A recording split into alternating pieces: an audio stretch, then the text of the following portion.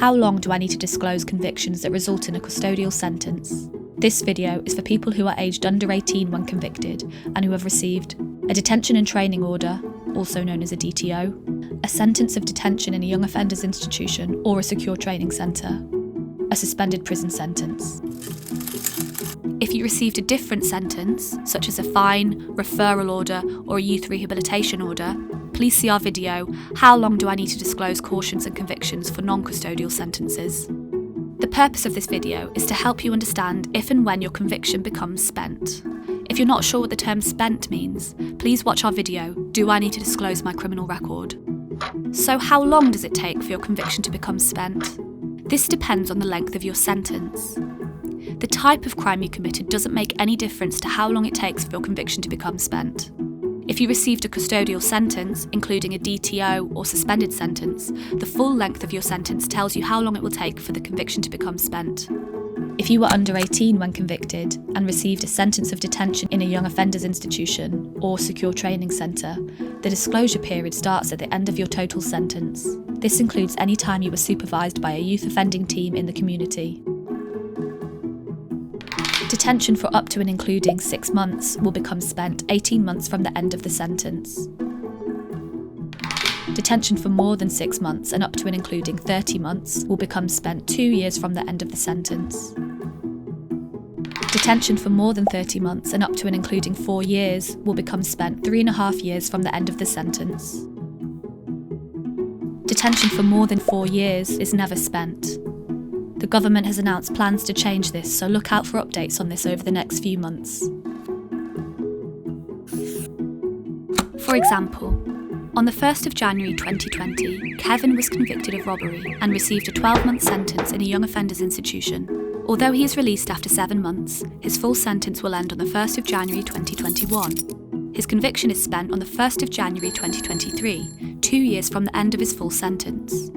A suspended sentence means that the offence was serious enough to result in a custodial sentence, but there is good reason to suspend the sentence as long as you are able to stay out of trouble for a certain amount of time, called the suspension period. To understand how long it takes for a suspended prison sentence to become spent, you need to know the length of the custodial part of the sentence, not the length of the suspension period. For example, on the 1st of September 2020, Wes is convicted of grievous bodily harm and receives an 18-month custodial sentence, suspended for 2 years. The custodial part of the sentence is 18 months. This is what determines the disclosure period. Assuming Wes does not get in further trouble, his conviction is spent on the 1st of March 2024, 2 years from the end of the 18-month sentence. If you were aged 18 or over when you were convicted, even if you were under 18 when you committed the offence, different disclosure periods will apply. Please see our video for this in the link in the description. Whether you were under or over 18 when you were convicted, there are some things you need to look out for that can affect the length of time it takes for your criminal record to become spent. 1. Compensation orders. If you were given a compensation order, your conviction will not be spent until you have paid this in full. For example, Dwayne is convicted of grievous bodily harm and receives a 5-month detention and training order and a compensation order of £500. Although the conviction could be spent 18 months from the end of the sentence, if the compensation has not been paid by then, the conviction will remain unspent until the compensation has been paid in full. 2. Relevant orders. These include restraining orders, sexual harm prevention orders, driving bans, or any other court order that stops you from doing something. A conviction resulting in a relevant order, even if given alongside another sentence, will not be spent until the order has come to an end. So if the order is indefinite or until further order, the conviction will remain unspent. For example, Anna is 16 and is convicted of a number of robbery offences on the 1st of January. She receives a 6-month detention and training order and a 3-year criminal behaviour order that prevents her from entering a certain neighbourhood.